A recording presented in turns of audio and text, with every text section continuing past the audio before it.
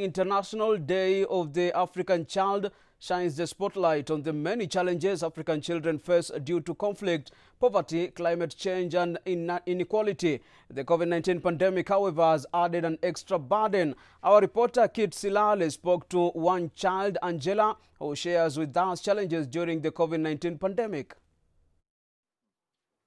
Kenya stood today with other countries in Africa to commemorate the Day of the African Child, with the aim being to highlight some of the steps that have been made in fighting for the rights of African children.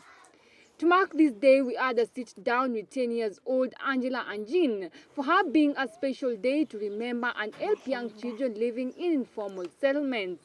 As an African child, it has affected me when you are playing, and now we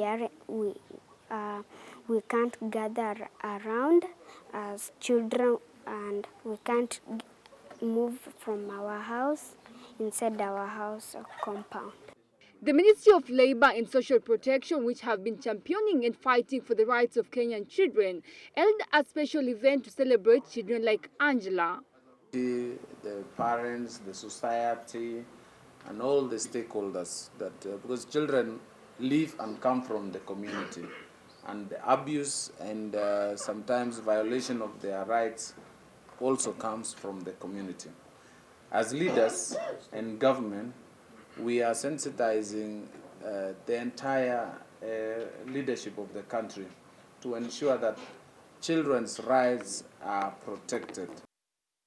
In most of the Nairobi slums, poverty, insecurity, sexual violence and prevalent injustice form the right recipe in making life as rough as it can get. Millions of slum children are consigned to a life of hardship and deprivation, trapped in a vicious poverty cycle, insecure neighborhoods and disastrous criminal justice system. Children-headed families, or where we have orphaned or semi-orphaned children who may need support at any one time. So through this support, they may apply some of these resources in ensuring they are able to acquire personal protective equipment, sanitizers, and maybe masks and gloves. The ministry has also since launched a special program through Street Families Rehabilitation Fund to help street children from being infected by COVID-19. Institutions which have absorbed these street families.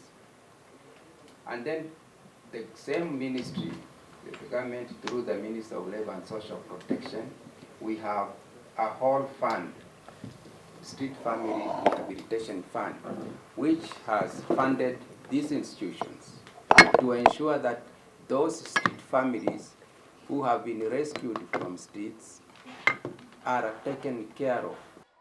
On June 16, 1976, nearly 10,000 black students from Soweto, South Africa, marched the streets to protest the poor quality of their education. Hundreds of innocent students were shot by security forces. And in the 2 weeks of protest that followed, dubbed the Soweto Uprising, more than 100 students were killed and thousands were badly injured. It is for this that this day is being celebrated since 1991, to commemorate those killed during the Soweto Uprising in South Africa and to recognize the courage of the students who marched for their rights to education. Kate Silale, Switch TV.